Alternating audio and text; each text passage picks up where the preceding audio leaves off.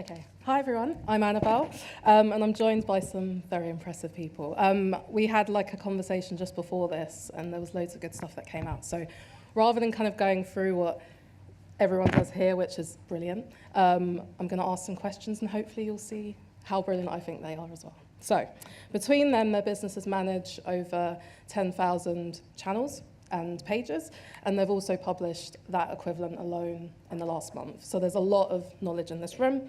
We'll be talking about how to build audiences, data, AI, that Mr. Beast handbook leak. And probably towards the end of this, I'll also kind of ask some questions as well.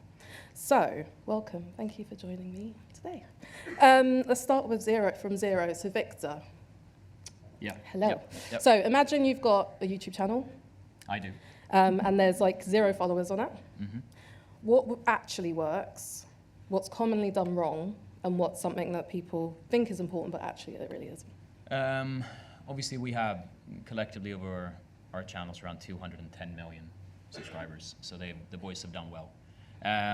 When we speak to brands and we speak to people who are about to start channels, especially stakeholders, the question that we kind of ask back is, do you know why you're on YouTube?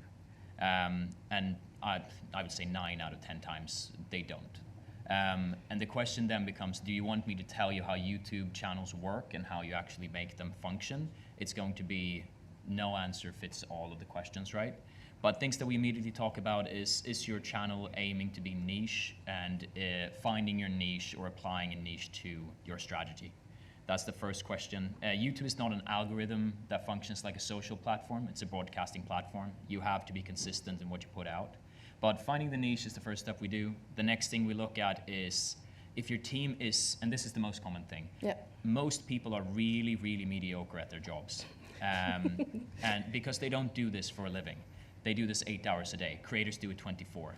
And they don't have unions. They don't have rules that govern them to stop when it's time to stop. They burn out on purpose to get better than you. We can't compete against that. So when we sit down is to figure out, do you have team members that can actually compete with people who are doing what the creators are doing? And then when we got that established, the final thing to figure out is, are you answering questions or are you trying to be the recommended that comes after a video? Because you have to break into one or the other. And search is simply questions that people have. Recommended is, I've watched something I liked. YouTube then services you something. Can you be that video that gets serviced? So those are the 3 things that we immediately look at. If we were to look at, like, you have 0 followers, where do you go now? Okay, amazing. And I know you talked a little bit before about kind of like thumbnails, like people often kind of overcomplicate them. Sometimes as people think about cadence in one way, but actually it's something else. Like, do you want to talk a bit about that? Oh yeah, I mean, we have another, this is, obviously some of you may be really good at your jobs, I hope you are. I'm not necessarily, I'm a cow farmer from south of Sweden, and now I'm running these channels, so something went wrong or something went really right. But when it comes to things like thumbnails, titles, stuff like that, the number one thing is kill your brand. Your brand has no value. No one cares about that you made this. I'm really happy for you and your team that you made this video. Congratulations. But Peter and Scunthorpe doesn't really care. So kill off all brand. We don't need to know that this thumbnail is from you. We need to know that it works on the platform. So figure out how you use what we call contrast technique. And contrast is that you need to understand if your main focus of the picture is doing what it needs to do with the background, and then does it communicate with your title. One of my favorite thumbnails that did really well too, maybe 1.5 to 2 years ago, was a person who said, I walked across an entire country, and then it's a picture of his feet. One has a shoe on it, bright new sunshine. The other half of the thumbnail is just his foot, but it's completely broken toes. I don't know who he is. I watched the video. Maybe I returned to some of his videos, I don't know. But the packaging, that's also what we refer to it as, was perfect. So when it comes to thumbnails, it's very simple. Be almost dumb. You're communicating with 4-year-olds. Make it that. Okay. All right. So let's imagine you're working with a brand with an established IP. There's an ambition to generate some serious revenue. I was thinking, just for the TV people, like 6 to 8 figures.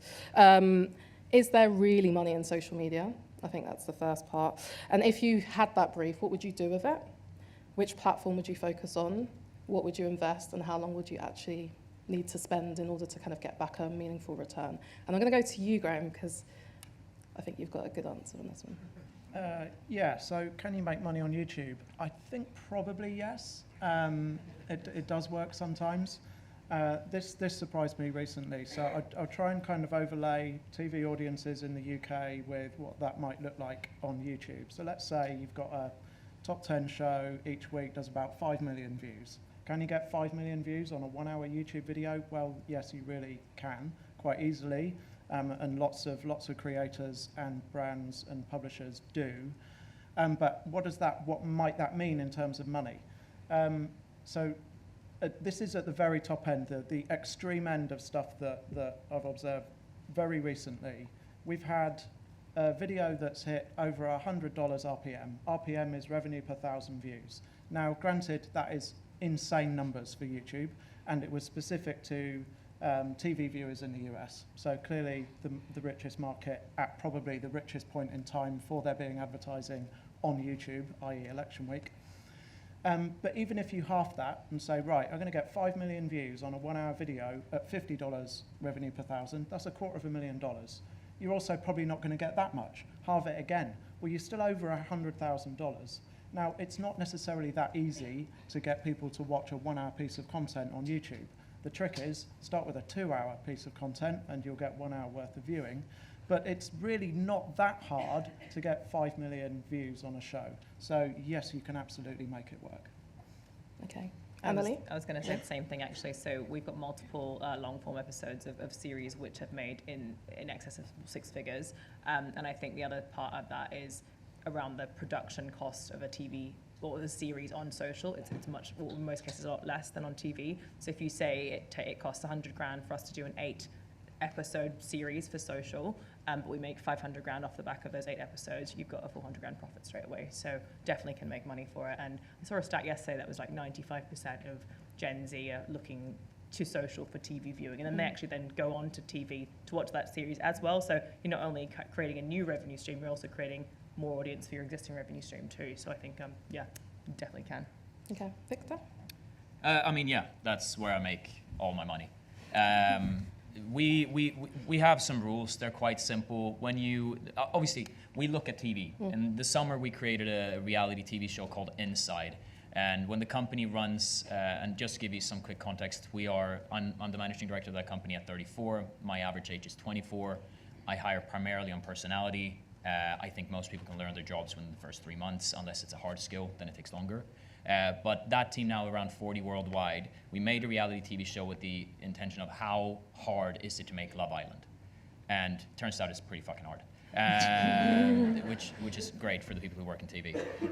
But we made that from an ideation session in January.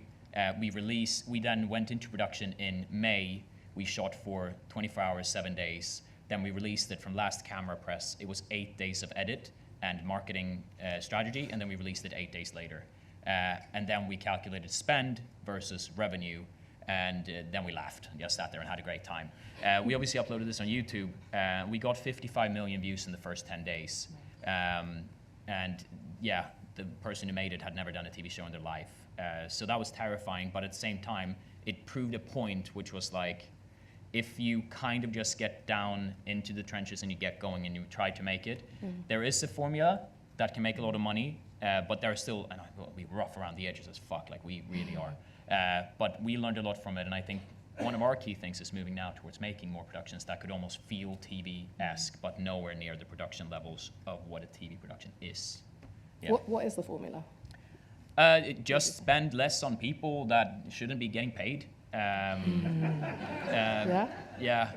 So I think we were pitched by some production company 4 story producers, and we're like, what are they possibly going to do?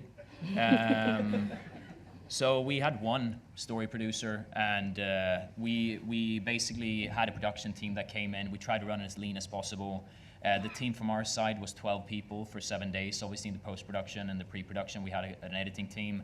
The editing team made the entire season in 8 days, which I won't be doing again. It was more to prove a point, and I mean, if any of them see this, I'm sorry, guys. But the formula is to understand that TV has systems in place that protect the world of TV, and they're correct in a lot of it, but they're wrong in some of it. And we're trying to basically go in and say, what are the things they're wrong about, and can we lower the costs there? Okay. And moving on to data, we've got 2 data heads here. So, Annalie, you've built 3 data teams now. You built the team at Jungle Creations. is it possible to build a lean data team? What does that look like? And also, if you're starting from scratch and actually you can't afford to kind of bring in those specialists, what could people actually do right now?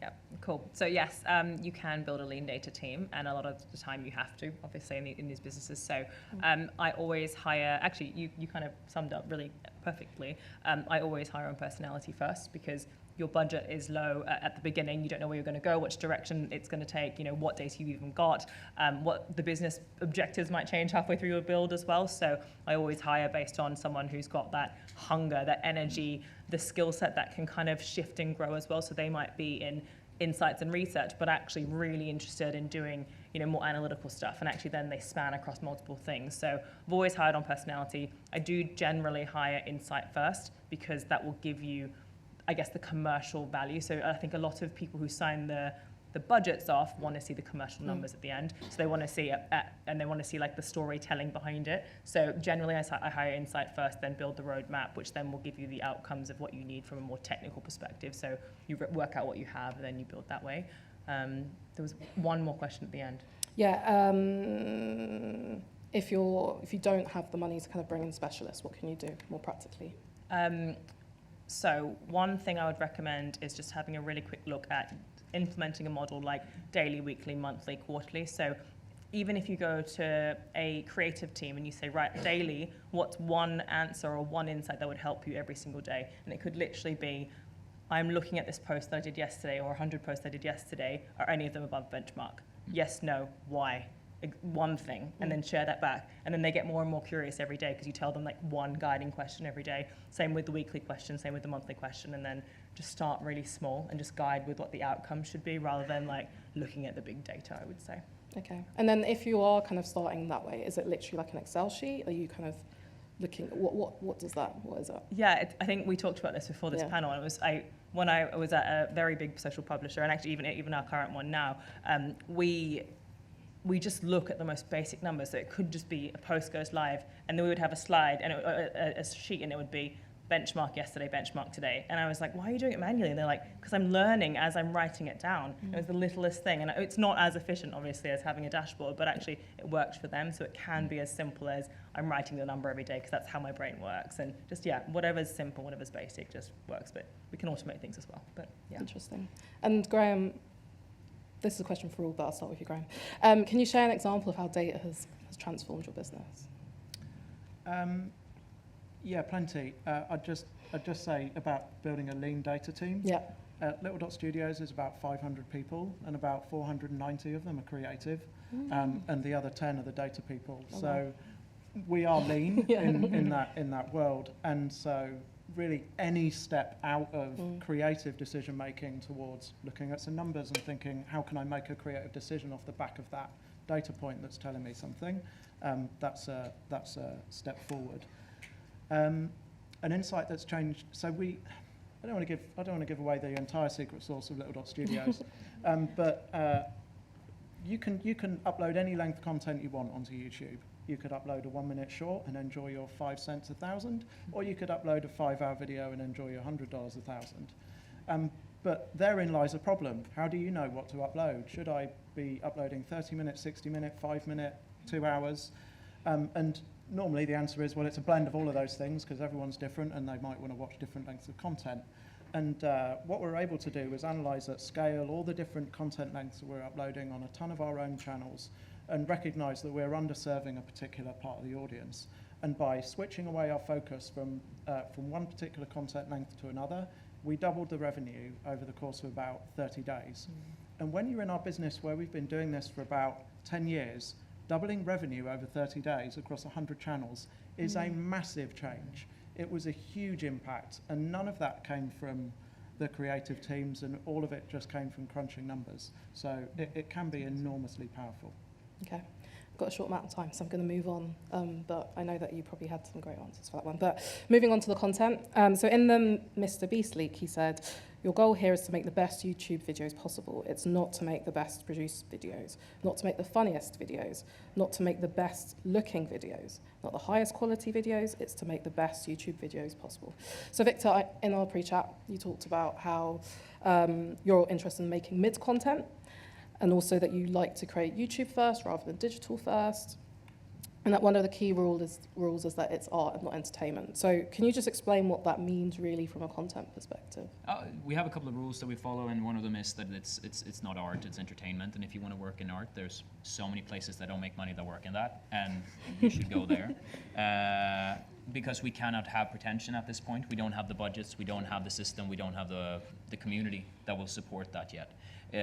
So the idea is that whatever we're creating, the idea is that it has to be entertainment for our audience before it is and fulfilling any form of purpose on your artistic aspirations.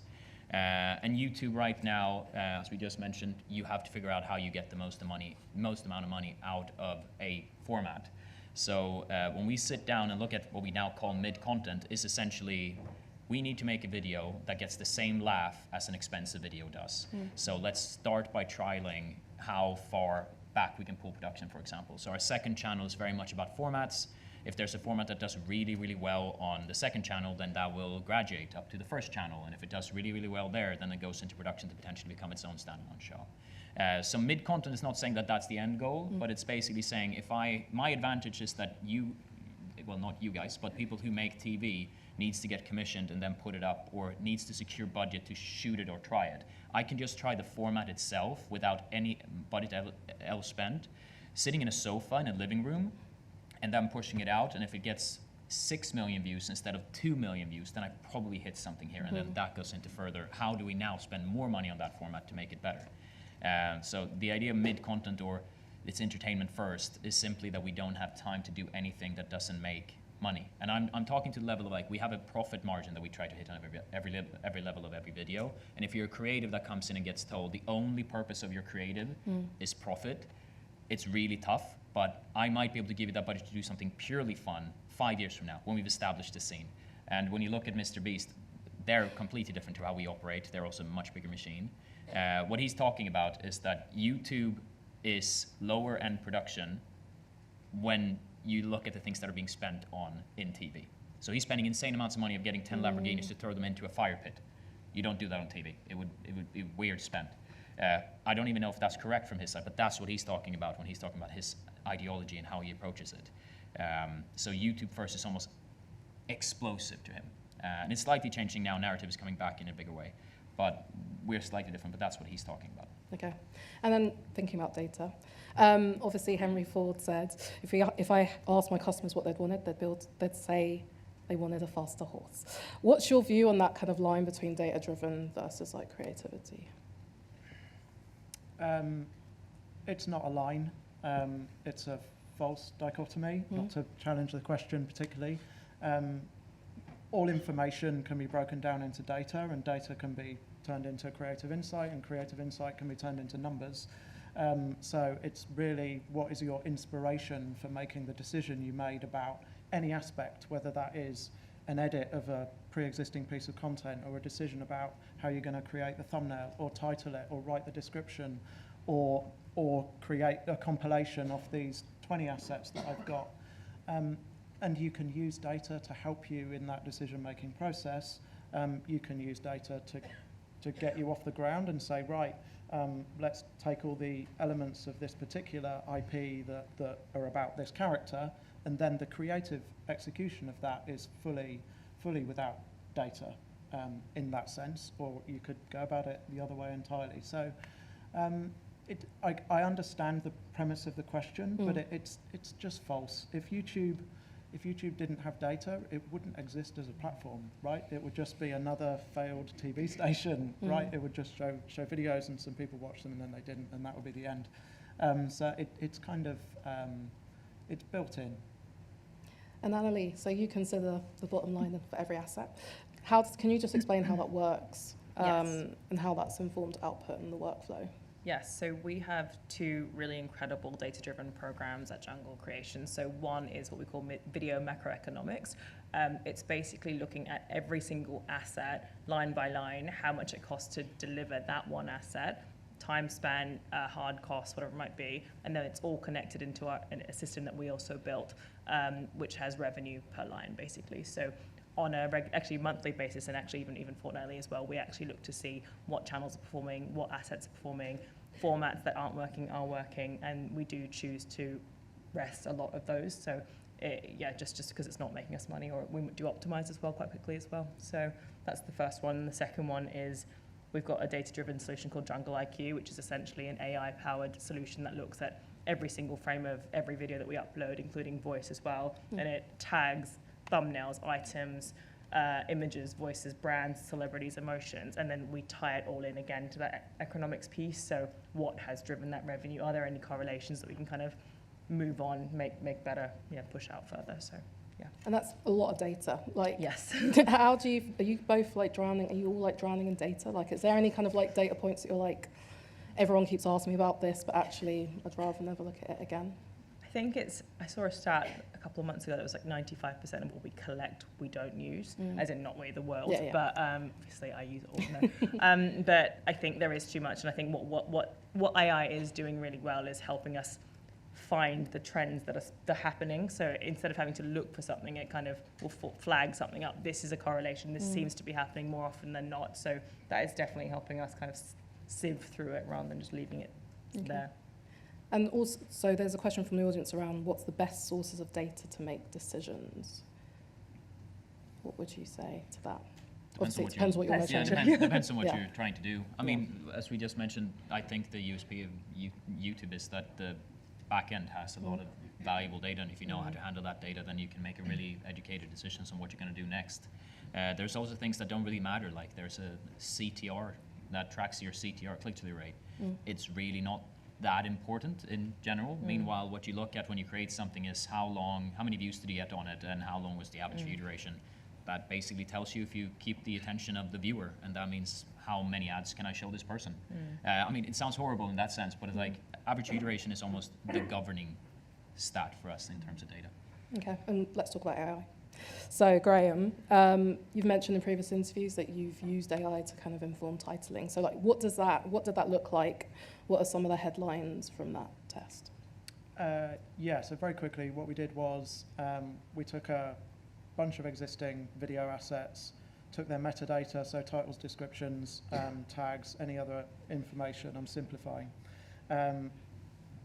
gave that to OpenAI, ChatGPT, asked it to generate a bunch of keywords that were relevant to that kind of content, and then we optimized the tags on the videos using a machine learning model over a period of weeks.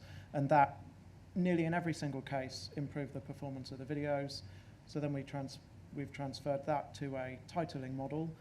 So we asked ChatGPT to generate 10 candidate titles, and then we cycle through those titles to see if any of those work better or worse than the human-generated titles that we were foolishly using up until that point. And what's your view? Titles are a tricky one. Some people can be quite protective about there being some kind of structure to how you title your videos. So it requires quite a lot of flexibility on behalf of the rights holder or the channel manager, or just being relaxed about how that works. I'd say it's not conclusive. They are a little bit better, but it's not really a huge improvement.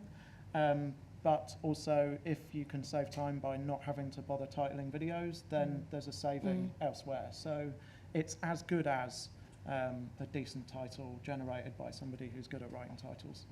Okay, I've got 1 minute left. So I'm going to ask an audience question, and maybe one of my final ones. So the question is, how do you get insight into what's happening beyond your own channels? Like, what do you do in your businesses? Should I take that? Yeah. So there's a number of tools that are free, but also subscribed for. So there's ones like Social Blade. You can get lots of logins for that, trials for that. Tubular is very good for social competitive data. Meta's removed most of their competitive stuff, so yeah, Tubular is a very good one. But yeah, there's a lot of publicly available ones. There's lots of plugins like Upfluence that give you engagement rates by brand and organically for every single TikTok and Instagram page. So there's a lot of free stuff out there, but yeah, I'd say they're the main ones for competitive data. Oh, sorry, just on human level there, we have a title in the company called the YouTube Neek. You look for people who watch Minecraft videos when they were young, and we just get them in and tell us what do you watch, and then tell us what your friends are watching, and then just collect channels. His name is Finn, he's great. Amazing. There were a few... Oh, there are a few questions for you, Victor, but because we don't have loads of time, Victor's hopefully might be around, so please find Victor. But one last question that I had was, can you share something that you've learned about the algorithms that some might be surprised by? We'll start with Victor. The algorithm doesn't matter that much. You're probably just not good enough at making videos. That is the number one thing we learn. We are not good enough, and I know we're not good enough. And that comes down to how you approach the first 60 seconds of a video. Those things are important for YouTube creation, but most likely the reason you're not breaking through is because you're not good enough at making YouTube videos. So don't worry about the algorithm. You will find someone who can help you with that. Figure out how you make good YouTube videos first. Graham? No one understands the algorithm, including YouTube and Google. And if they tell you they do, then they did for 5 minutes in one particular area, and then after that, it was out of date. And finally, Emily. I don't even know I can add to that after that, but I think the one that we have noticed that has made a genuine difference in the past few weeks is the increase in the importance of community metrics. So we are seeing shifts in reach if you're more engaged by community management, so actually getting people to engage in comments and bits like that. So there's definitely a shift on that on Instagram and Facebook at the moment. But yeah, this could be for today and it could change tomorrow, but that's what we've seen in the past 2 weeks. Amazing. Thank you. Thank you so much. Thank you.